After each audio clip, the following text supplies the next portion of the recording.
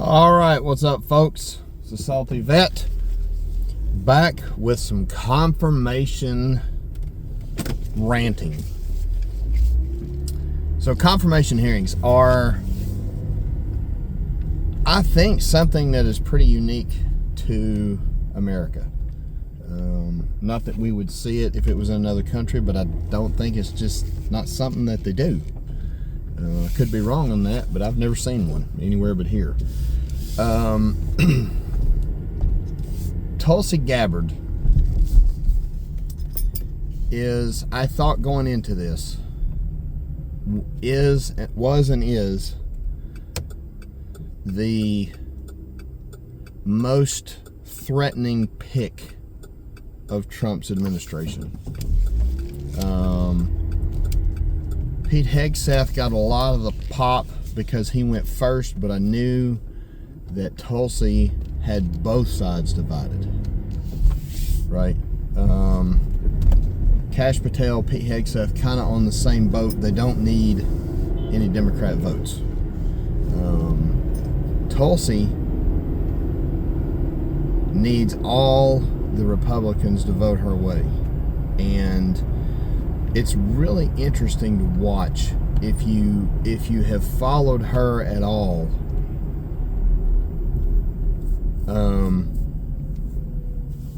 I'm a fan. Let me say that for full disclosure. I'm a fan. I would vote for her today if she was running for president. She's smart.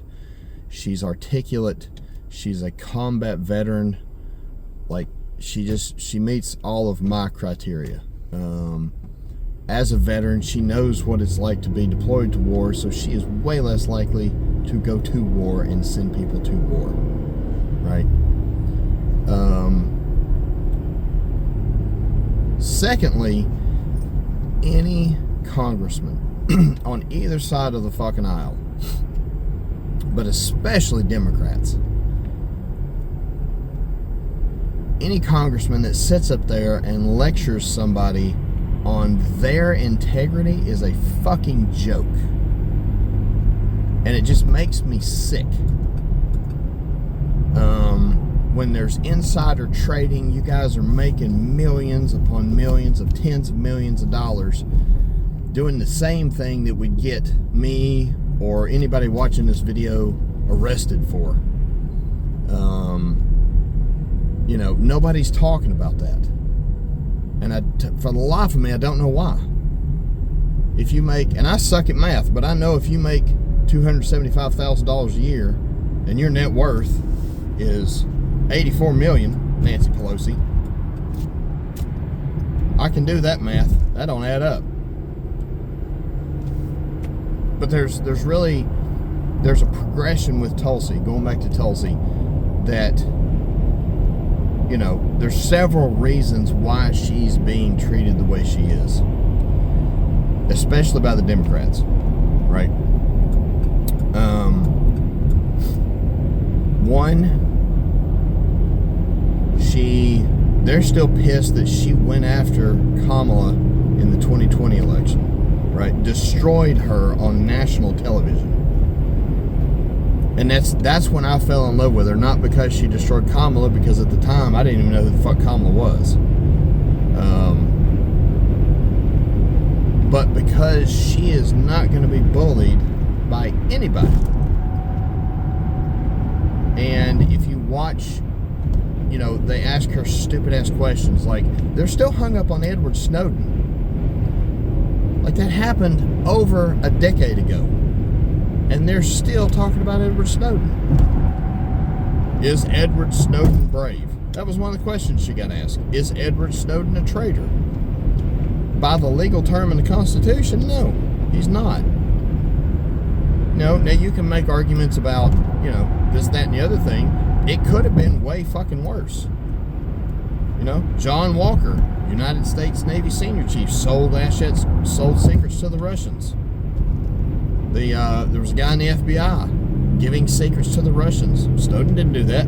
He published them in our country to our press to let the American people know that we are being spied on. Illegally, I might add. So that was the first thing. The second thing is she left the Democratic National Convention. She left the Democratic Party, right? She was the vice chair of the DNC, second highest position within the party. So that pissed him off. And then the coup de grace was, okay, if you're not for us, you're against us, right? That thread runs through both parties. She not only left the Democratic Party, but took a job, or is trying to take a job, with the man they hate most on the planet, Donald Trump.